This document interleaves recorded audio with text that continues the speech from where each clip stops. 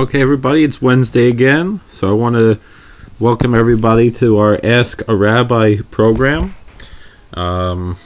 where we answer questions that we got off the internet, that we received in emails and so forth. A lot of folks are asking about the 4 mitzvahs of Purim, which are, of course, to hear the Megillah both night and day from a kosher Megillah scroll, to have a Purim feast during the day of Purim, and the mitzvahs of Mishloach Manos, sending gifts to friends, and Matanos Lavyonim, gifts to the poor, charitable gifts to the poor.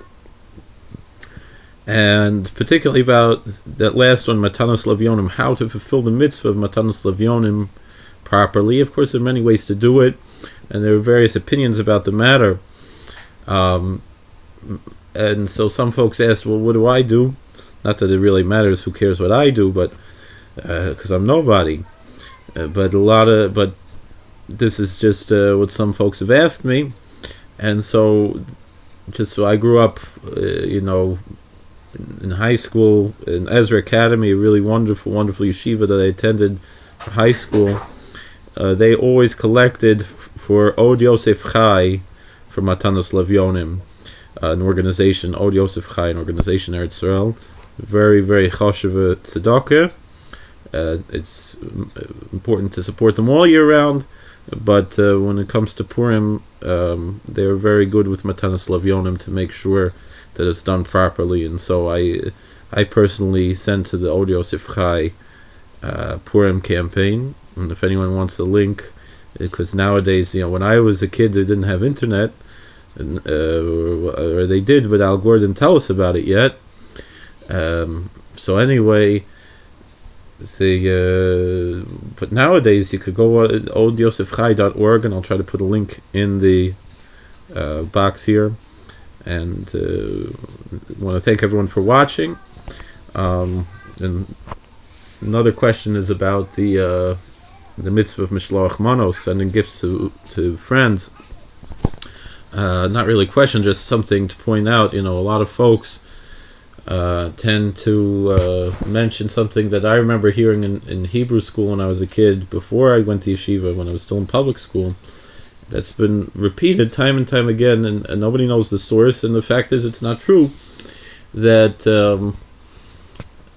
when it comes to Matanos Lavyon, to Mishloach Manos, which are 2 food gifts to at least one Jewish friend, and many poskim have said it's preferable for men to only give to men and women to only give to women. And beyond that, of course, we could give more. There are different minhagim when it comes to it. But when it comes to Mishloach Manos, Ish L'Reyehu, we mekayim that mitzvah Mishloach Manos with 2 food items. And it's been often taught in Hebrew schools that they should be 2 different brachas, even though there's no makor for that. And I've often thought that perhaps the whole reason for that is just to teach kids brachas, because otherwise, where would you get an opportunity to teach them brachas, especially in a Hebrew school setting where it's very limited. There's very little that can get accomplished in those types of settings in the synagogue Hebrew schools, as opposed to a day school, and as opposed to, of course, a regular cheder yeshiva program. I just want to mention something else. Shushan Purim, the day after Purim, many people don't make much out of it in the Hungarian circles, particularly in Satmar and other places that make a big deal about it.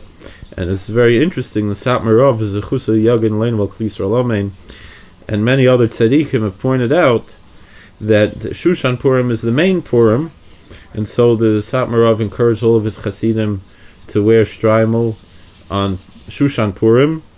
Even if they have to go to work that day, they should go in with their Shabbos clothes, the bekesh and the shtreimel. Men who are never married should wear their bekesha and their Shabbos hat. Really, whatever if it's not your custom, wear a shtreimel or a bekesha and so forth, I would strongly suggest, let's say you usually wear a suit on Shabbos, to wear on Shushan Purim, to wear a suit and tie and Shabbos clothes in honor of the Yontiv of Shushan Purim.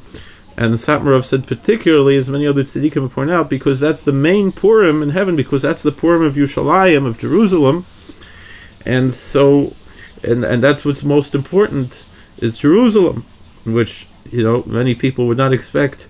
People who don't know about the Satmarov and have heard, and misunderstand his shitas would think that would be not something he would say. It was just opposite. The Satmarov, of course, was very connected to Jerusalem. He was the chief rabbi of Jerusalem, a title that he held even after he left Jerusalem, and he was very, very connected to Yerushalayim or Kodesh, as we all should be. But he insisted that it should be in a religious devotion and not political, and in a peaceful way, to live in peace with all of our neighbors. And so we hope and pray that everyone should have a very enjoyable Purim. And if you have any more questions, please add them here on the comments below, and we're looking forward to answering more of your questions every Wednesday here on our channel. Thank you, and please subscribe, tell your friends, maybe even enemies. I don't mind. I have some hate watchers too. That's just more watching, So that's how YouTube works, So thank you very much, and God bless everybody, and thank you very much. Have a happy Purim.